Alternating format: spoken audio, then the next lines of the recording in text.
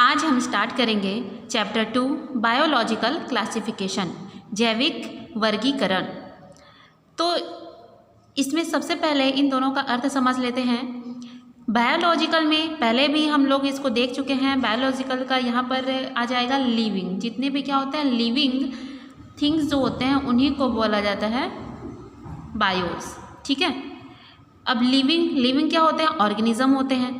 ठीक है, ऑर्गेनिज्म में अब क्या आ जाते हैं? प्लांट आ जाएंगे, एनिमल्स आ जाएंगे, जो भी सूक्ष्म जीव होते हैं उन सभी को क्या है लिविंग की कैटेगरी में रखा जाता है, जो कि हमने इसके प्रीवियस चैप्टर में दोनों का डिटेल स्टडी कर चुके हैं। ठीक है, अब यहाँ पर इस अर्थ पर क्या पाए जा रहे हैं? लिविंग थिंग्स पाए जा रहे हैं, नॉन लिविंग तो है ही। ठीक है, लेकिन यहाँ पर फोकस क्या करना है? लिविंग ऑर्गेनिज्म पर। ओके, तो इस आधार पर अब इनका क्या करना है? क्लासिफिकेशन करना है, उनको क्लासिफाइड करना है। ठीक, किसके बेस पर? उनके जो स्पेशल फीचर है, यानी कि उनके विशेषताओं के आधार पर, उनके समानता और असमानता के आधार पर उनको क्या है एक पर्टिकुलर ग्रुप में क्या कर कैटेगराइज किया जाता है, वर्गीकृत किया जाता है। ठीक है, जो हमने विभिन्न कैटेगरीज देखे थे उनमें उन सभी को उनके समानता और असमानता के आधार पर उनमें क्या किया जाता है? रखा जाता है। ठीक है, लेकिन यहाँ पर एक और चीज़ है कि वर्गीकरण की आवश्यकता क्यों पड़ती है, पहले भी देख चुके हैं। लेकिन जैसे फॉर एग्जांपल ले लीजिए कि अगर आवश्यकता क्यों पड़ती है, या फिर वैज्ञानिकों ने इतना लंबा चौड़ा जो हमारे इस पृथ्वी पर क्या है लाखों करोड़ों यानी कि जो अरबों, ठीक है अरबों की संख्या में क्या पाए जा रहे हैं? लिविंग थिंग्स पाए जा रहे हैं, तो उनकी वर्गीकरण की आवश्यकता क्यों पड़ी? मतलब बिना वर्गीकरण के भी हम लोग क्यों नहीं रह सकते इस तरीके से अगर सोचे तो। ठीक है, तो वैज्ञानिकों ने मतलब इस चीज़ को महसूस किया कि जैसे हमारे आसपास के जो जीव रहते हैं उनके बारे में मतलब जो नॉलेज है वो हमें प्राप्त हो, या फिर हम लोग दूसरों को ये बता सके। ये महसूस होना बहुत ही ज़रूरी है। मतलब अगर जब तक वो हम चीज़ महसूस नहीं करेंगे कि इस चीज़ के बारे में, यानी कि जो इंटरेस्ट है, ठीक है अगर सामने कोई चीज़ है उस पर हम लोग कुछ इंटरेस्ट दिखाएंगे नहीं उसके बारे में जानने के लिए, ठीक है, तो तब तक हम उसके बारे में कुछ भी नहीं जान पाएंगे। तो वही जो जानने की इच्छा होती है उन्हीं से नए जीवों का क्या होता है मतलब खोज होता है। ठीक है, जब तक जानने की किसी के मन में जानने की इच्छा नहीं होगी तब तक नए जीवों का, नए पौधों का खोज, या फिर ऐसे जीव मतलब जिनके कैरेक्टर के बारे में हमको नहीं पता होता है वे हमें कभी भी पता नहीं चल पाएंगे। बस ये जानने की इच्छा ही हमसे नई चीज़ें मतलब खोज करने की, पहचान करने की मतलब एक उम्मीद दिलाती है। ठीक है, तो उसी आधार पर जब उनके बारे में जाना जाता है तो उनके कैरेक्टर के आधार पर ही क्या है उनको एक ग्रुप में रखा जाता है। अब हम देख लेते हैं जैसे कि आपका ही क्या होता है स्कूल में जो डिफरेंट क्लास होते हैं, जैसे 10th हो गया, 11th हो गया, 12th हो गया। ठीक है, तो इन सभी को क्या है क्यों अलग अलग इस तरीके से क्लासीफाई किया जाता है? 10th वालों को 10th वाले क्लास में, 11th वालों को 11th वाले में, ऐसा क्यों रखा? ताकि उनके क्या है एक पर्टिकुलर पहचान हो कि हाँ ये 10th में पढ़ते हैं, ये सब्जेक्ट पढ़ते हैं। ठीक है, मतलब अगर हम सभी को एक साथ रख देते हैं तो इस तरीके से हम उसको पहचान पाएंगे क्या कि कौन 11th है, 12th में पढ़ता है इस तरीके से? जी नहीं। ठीक है, ऐसा बिल्कुल भी नहीं होता। इसीलिए उनको एक पर्टिकुलर क्या है एक क्लास में बैठाया जाता है जिससे उनकी पहचान में आसानी हो। ठीक, उसी तरीके से हम लोग लाइब्रेरी में देखते हैं तो लाइब्रेरी में जितने भी बुक होते हैं उन सभी को क्या है एक एक साइड में या फिर एक एक सेल्फ में क्या रखा जाता है। जैसे केमिस्ट्री का बुक है तो केमिस्ट्री वाले सेल्फ में रहेगा, बायोलॉजी का है तो बायोलॉजी, फिजिक्स है तो फिजिक्स। और अगर मान लीजिए हम तीनों का ही या फिर जितने भी सारे बुक होते हैं एक लाइब्रेरी के अंदर कहीं भी हम रख देते हैं तो उनको क्या है खोजने में, ढूंढने में परेशानी होती है।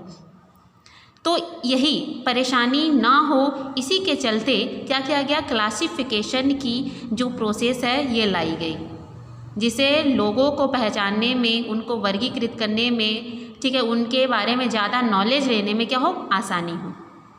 ठीक, तो चलिए यहाँ पर अब देखते हैं कि बायोलॉजिकल क्लासिफिकेशन किसे कहेंगे कि किसी भी जीव को या फिर किसी भी लिविंग ऑर्गेनिज्म को उसके गुणों के आधार पर तथा समानता और असमानता के आधार पर एक स्पेशल ग्रुप में क्या है वर्गीकृत करना ही बायोलॉजिकल क्लासिफिकेशन कहलाता है। ठीक है, चलिए इसके बारे में थोड़ा सा हम लोग देख लेते हैं। अभी तक जो 10th तक आपने पढ़ा है कि 5 किंगडम क्लासिफिकेशन के बारे में पढ़ा होगा। ठीक है, 5 किंगडम क्लासिफिकेशन क्या है? 5 जगत के बारे में, ठीक, यानी कि मोनेरा, प्रोटिस्टा, फंजाई, प्लांटी और एनिमेलिया। ठीक, लेकिन मतलब आपको क्या लगता है कि डायरेक्ट ही कोई वैज्ञानिक आया और मतलब 5 के बारे में ऐसे ही बता दिया? जी नहीं, ऐसा बिल्कुल भी नहीं है। ठीक, तो समय समय पर वैज्ञानिकों के द्वारा बहुत सारे ऐसे खोज किए गए, वर्गीकरण के जो मतलब क्या बोलना चाहिए, वर्गीकृत किए गए उनके द्वारा। ठीक, तो उसी के आधार पर हम लोग कुछ जो हिस्ट्री है उसको थोड़ा देख लेते हैं कि जो वैज्ञानिक हैं, ठीक है, एरिस्टोटल हैं। एरिस्टोटल को अरस्तु भी कहा जाता है। एरिस्टोटल किसके जनक हैं? ठीक है, जल्दी से बताइए, मैं 2 मिनट का आपको समय दे रही हूँ। फिर से अभी मैं पूछूंगी। जो एरिस्टोटल हैं इनका क्या है समय, क्या था कार्यकाल? 384 से 322 BC। ठीक है, 384 से 322 BC। ये समझ में आ रहा है कि नहीं आ रहा है, उसके आधार पर चलिए मैं इसको थोड़ा सा क्लियर कर दे रही हूँ। यहाँ पर 2 चीज़ें यूज़ होती हैं, BC और AD। ठीक है, उसके बाद इसको थोड़ा समझ लेते हैं, उसके बाद हम लोग आगे देखेंगे। उतना से आप ये सोचते रहिए कि एरिस्टोटल कौन थे। ठीक, अब देखिए यहाँ पर मैंने इस तरीके से एक डायग्राम बनाया हुआ है।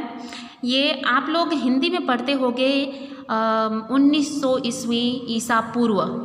ठीक है, ईसा पूर्व या फिर ईसा पश्चात जो होता है। ठीक है, उसी तरीके से यहाँ पर क्या होता है? BC होता है, ईसा पूर्व, बिफोर क्रिस्ट। क्या होता है ये? बिफोर क्रिस्ट, यानी क्रिस्ट यानी कि जो जीसस थे, है ना, जो क्रिश्चियन लोग के जो वो थे ना, उन्हीं का है ये। तो ये जो बीच में आप लोग यहाँ पर मैं 3 डॉट्स बनाई हूँ, बीच वाला डॉट जो होता है ये है बर्थ ऑफ जीसस क्रिस्ट। जो जीसस थे उन्हीं का क्या हुआ था? यहाँ पे जन्म हुआ था। तो उनके जन्म का जो समय है उसके पहले को, ठीक है, उनके जन्म से पहले के समय को बोला जाता है बिफोर क्रिस्ट, यानी कि ईसा पूर्व। ओके, उसके बाद उनके जन्म के पश्चात जो समय है, अभी तक का समय, ठीक है, अब यहाँ से लेकर उनके बर्थ से लेकर अब तक का जो समय है इसको बोला जाता है AD। ठीक है, फुल फॉर्म होता है एन्नो डोमिनी। क्या है? एन्नो डोमिनी। तो इस तरीके से है। यहाँ पर आप देखेंगे वहाँ पर क्या दिया हुआ है? 384 से 322। तो पहले तो 322 होना था, उसके बाद 384 आना था। इस तरीके से कन्फ्यूजन रहता है। तो यहाँ पर आप लोग देख रहे हैं कि पहले क्या आया है? 1500 आया है। तो 1500 से 1000 आया, 1000 से 500 आया है। ठीक है, यानी कि यहाँ पर पहले क्या है? बड़ा है और उसके बाद छोटा है। तो इसको अगर हम लोग लिखते हैं तो ये क्या हो जाएगा? 1500 से 1000 BC के बीच का जो जिसका भी कार्यकाल होगा उस तरीके से इसको दर्शाना है। लेकिन ये इस तरीके से हम लोग बिफोर क्रिस्ट से आते हैं कहाँ? बर्थ ऑफ जीसस के टाइम पे। तो ये क्या होगा? 1500 से 1000 इस तरीके से ये घटते क्रम में आएगा। ठीक है, लेकिन उनके जन्म के बाद का जो समय होगा वो क्या होगा? बढ़ते क्रम में होगा। इस तरीके से जो अब तक का ये 2020 तक का टाइम है, इस तरीके। ठीक है, बिफोर क्रिस्ट जो होता है इसको BCE भी बोला जाता है, बिफोर द कॉमन इरा। ठीक है, बिफोर द कॉमन इरा, इरा यानी कि काल है। ठीक, उसी तरीके से AD को क्या बोला जाता है? CE भी बोला जाता है। CE का फुल फॉर्म है कॉमन इरा। यहाँ बीच में गैप होगा। ठीक है, थोड़ा मिल गया है ये, इसको देख लेना आप लोग। तो इस तरीके से जो ये जानना चाहिए, ये बेसिक नॉलेज है। आगे आप लोग पढ़ते जाएंगे तो ये जो है BC और AD आते जाते हैं। तो इस तरीके से इसको याद रखना है, इसलिए मैं बता दी हूँ थोड़ा सा ये। अब चलिए देखते हैं। चलिए, तो याद आया कि एरिस्टोटल कौन थे।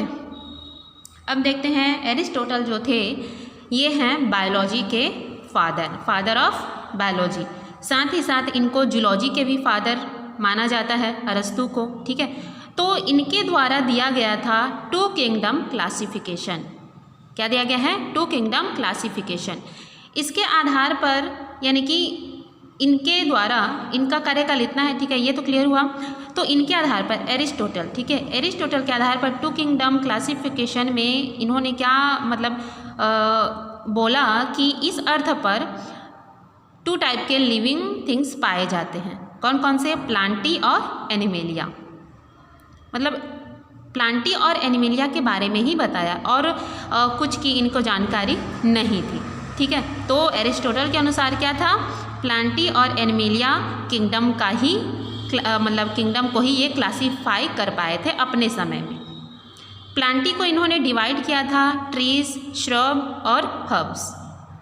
पेड़ हैं, झाड़ियाँ हैं और जो शाखाएं हैं, इस तरीके से उनको डिवाइड किया। उसी तरीके से जो एनिमेलिया है या फिर एनिमल है, इनको उनके रहने के आधार पर, आवास के आधार पर, ठीक है, जैसे कि वो ज़मीन में रह रहे हैं कि पानी में कि हवा में, इस तरीके से उनको क्लासीफाई किया। और साथ ही साथ उनको मतलब उनमें पाए जाने वाले, उनमें लाल रक्त कणिकाएँ यानी कि आरबीसी पाए जाने और नहीं पाए जाने के आधार पर 2 टाइप में डिवाइड किया गया है। जैसे कि एनिमल हैं जिनमें आरबीसी पाए जाते हैं, ठीक है, विथ आरबीसी, आरबीसी उनमें क्या है? पाए जा रहे हैं, उनको बोला जाता है इनाइमा। क्या बोला जाता है? इनाइमा। और जिनमें आरबीसी नहीं पाया जाता है, विदाउट आरबीसी, उनको बोला जाता है एनाइमा। तो इस तरीके से एरिस्टोटल ने क्या है पूरा अपना जो 2 किंगडम क्लासिफिकेशन है उसके द्वारा इस तरीके से एनिमल और प्लांटी को डिवाइड किया, ठीक है। लेकिन इतना ही काफ़ी नहीं था क्लासिफिकेशन के द्वारा कि मतलब जो मतलब और भी क्या बोलना चाहिए, प्लांटी और एनिमेलिया के जो भी लक्षण थे, उसके अलावा भी इस पृथ्वी पर ऐसे जीव पाए जाते थे जिनको हम ना तो एनिमेलिया में रख सकते हैं ना ही प्लांटी के अंतर्गत, ठीक है। यानी कि जो एक कोशिकीय जीव हो गए या फिर जो बैक्टीरिया है, जो वायरस है, उन सभी को हम लोग ना तो प्लांटी में रख सकते हैं ना ही एनिमेलिया में। इस तरीके से क्या है, ये भी मतलब सफिशिएंट नहीं था, मतलब संतुष्टिजनक नहीं था यह भी क्लासिफिकेशन, जिसके अनुसार और जो वैज्ञानिक थे उन्होंने समय समय पर नई खोजें की और क्लासिफिकेशन की क्रिया जो है वो आगे बढ़ती रही, ठीक है। तो ये क्या था? 2 किंगडम क्लासिफिकेशन, और हमें पढ़ना है 5 किंगडम क्लासिफिकेशन, ठीक। चलिए आगे बढ़ते हैं। उसके बाद मैं यहाँ पर आपके बुक में और भी बहुत सारे वैज्ञानिकों के नाम दिए गए हैं, लेकिन मैं जो मेन वैज्ञानिक हैं उन्हीं का अभी लेकर कर रही हूँ, क्योंकि इन्हीं को जानना बहुत ही ज़रूरी है। जैसे कि एरिस्टोटल हो गया, उनको हमेशा याद रखिए आप, ठीक है, क्योंकि ये बहुत ही इम्पॉर्टेंट है। अगर फादर ऑफ जूलॉजी बोला जा रहा है, फादर ऑफ क्या है बायोलॉजी बोला जा रहा है, तो आपको ये हमेशा रटा हुआ याद रहना चाहिए कि एरिस्टोटल क्या है? फादर ऑफ बायोलॉजी, जूलॉजी है। क्या है? फादर ऑफ बॉटनी किसको बोला जाता है? थियोफ्रास्टस को बोला जाता है। कैरोलस लिनियस कौन है? तो ये क्या है? फादर ऑफ टैक्सोनॉमी है। ये सभी आपको क्या है याद रहने चाहिए, ठीक। और आपके कॉपी में भी आप लोग यही लिखिए, जो मैं बता रही हूँ उन्हीं को लिखिए। आपके जो बुक में है उसको कॉपी में छापना नहीं है, ठीक है, इतना ध्यान दीजिए, क्योंकि बुक में जो है वो है ही, कॉपी में आपको सिर्फ जो मैं बता रही हूँ उसी को लिखना है। चलिए आगे बढ़ते हैं। तो कैरोलस लिनियस, जिनके द्वारा क्या दिया गया था, जो द्विनामकरण पद्धति है वो दिया गया था इनको फादर ऑफ टैक्सोनॉमी, ठीक है, फादर ऑफ टैक्सोनॉमी बोला जाता है। यानी कि जो वर्गीकरण की जो पद्धति है वो किसके द्वारा दिया गया था? कैरोलस लिनियस के द्वारा। तो देखिए इन्होंने भी बहुत सारे जो प्लांट हैं, जो एनिमल्स हैं, उनको वर्गीकृत किया। किसके आधार पर? उनके स्पेशल कैरेक्टर के आधार पर।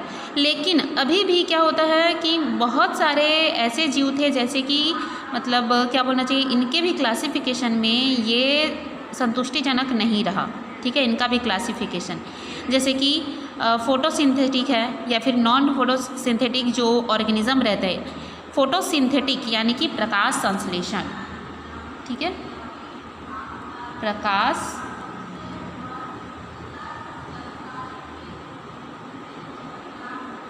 संश्लेषण, प्रकाश संश्लेषण करने वाले जीव, ठीक है, या फिर जो प्रकाश संश्लेषण नहीं कर रहे हैं ठीक है, जो अपना भोजन, इसके आधार पर क्या, जो अपना भोजन स्वयं बनाते हैं, जो अपना भोजन स्वयं नहीं बना रहे हैं, उनको नॉन फोटोसिंथेटिक बोला जाता है। तो इन कैरोलस लिनियस और जो एरिस्टोटल हैं उनके द्वारा जो वर्गीकरण दिया गया था, उनके आधार पर हम ये नहीं जान सकते हैं या फिर उनकी पहचान नहीं होती है कि कौन सा जीव क्या है, फोटोसिंथेटिक है, कौन सा जीव नॉन फोटोसिंथेटिक है। उनके आधार पर हम लोग ये भी क्लासीफाई नहीं कर सकते थे कि कौन सा ऑर्गेनिज्म यूकैरियोटिक है कि प्रोकैरियोटिक। यूकैरियोटिक किसे कहते हैं, जिसमें वेल डिफाइंड न्यूक्लियस होता है। ठीक है, वेल डिफाइंड न्यूक्लियस बोलने से पूर्ण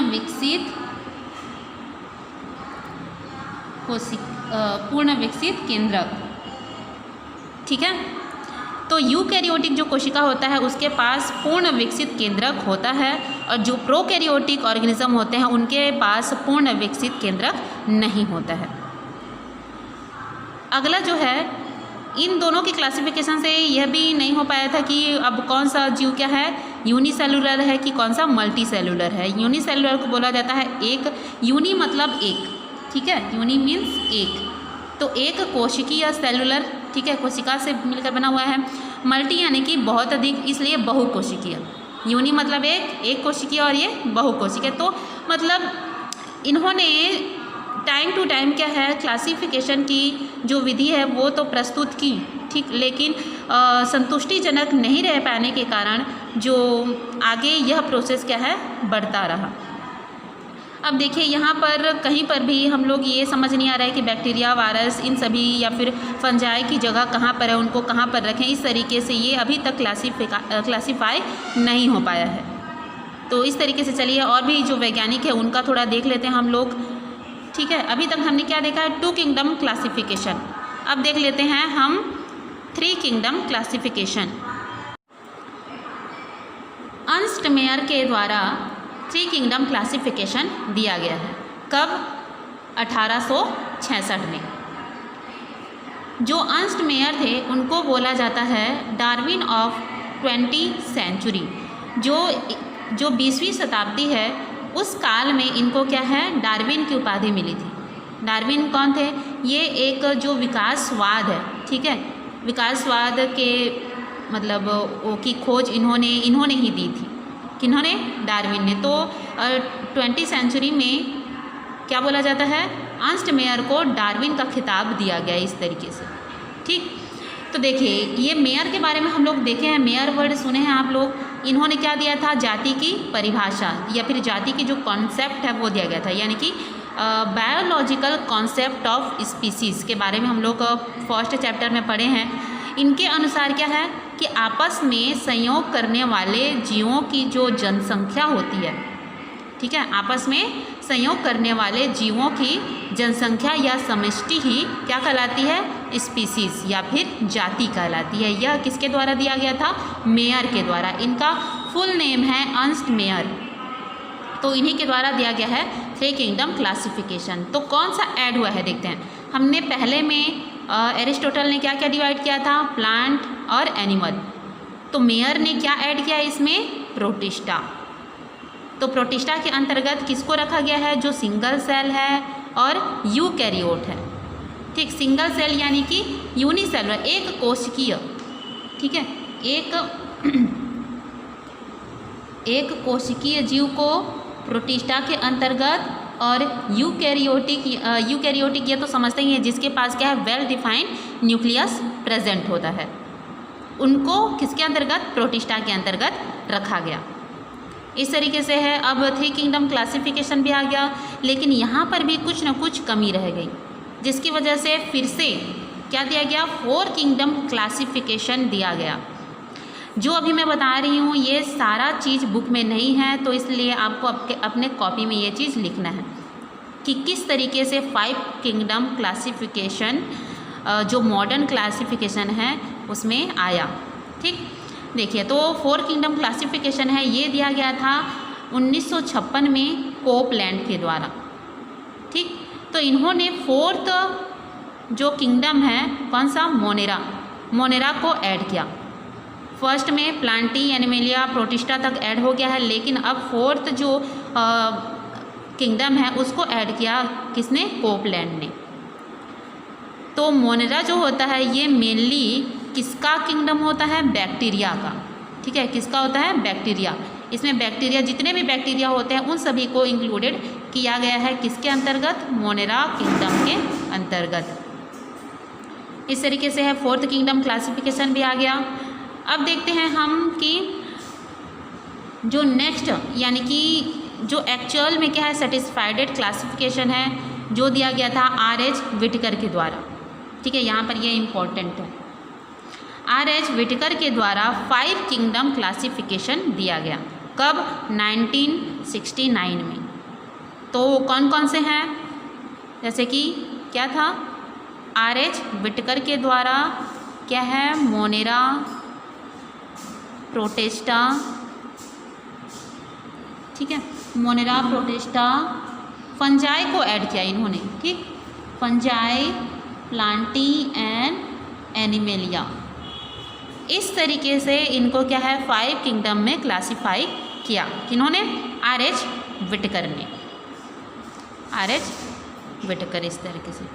तो देखिए इन्होंने किस बेस पर इनको क्लासीफाई किया, इसको देख लेते हैं।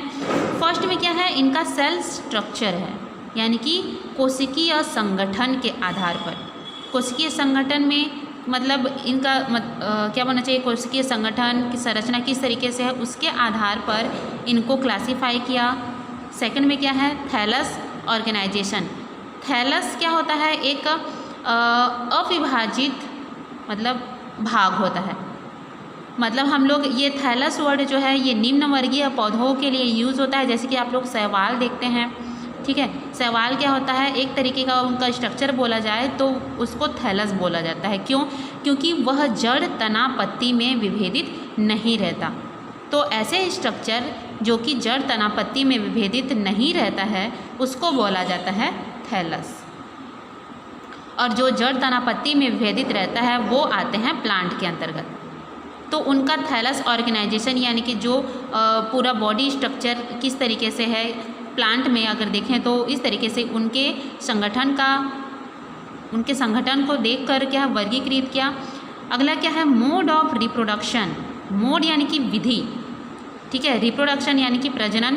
प्रजनन की विधि यानी प्रजनन कितने होते हैं? 2 टाइप के होते हैं। मेनली क्या होते हैं? 2 टाइप के होते हैं। एक होता है अलैंगिक और दूसरा है लैंगिक प्रजनन। यानी कि वो जो जीव है, वो जो प्लांट है, बैक्टीरिया, वायरस है, उसमें किस तरीके का क्या है प्रजनन हो रहा है, अलैंगिक हो रहा है कि लैंगिक। इस तरीके से उनको पहचान करें क्या है, अलग से ग्रुप में उनको रखा है। अगला क्या है? Mode of nutrition. ठीक है, न्यूट्रिशन यानी कि पोषण। उनमें किस तरीके की पोषण की विधि पाई जा रही है? वह स्वपोषी है, परपोषी है कि विषमपोषी है कि मृतोपजीवी है कि सहजीवी है ना। इस आधार पर उनको फिर से क्या है अलग अलग रखा जाता है। यानी कि जो सहजीवी हैं उनको एक कैटेगरी में, जो परजीवी हैं उनको एक कैटेगरी में, जो सहजीवी हैं जो और क्या बोलना चाहिए मृतोपजीवी हैं, इन सभी को उनके पोषण के आधार पर अलग अलग ग्रुप में इस तरीके से डिवाइड किया जाता है। अगला है इवोल्यूशनरी या फाइलोजेनिक रिलेशनशिप। इनके विकास के आधार पर यानी कि जैसे उनका शारीरिक विकास हो रहा है, इस तरीके से उनका जो एक दूसरे के साथ रिलेशनशिप होता है उसके आधार पर भी उनको क्लासीफाई किया गया है। किसके द्वारा? R.H. विटकर के द्वारा। तो इस तरीके से मॉडर्न जो क्लासिफिकेशन है वो इस पृथ्वी पर आया। ठीक है।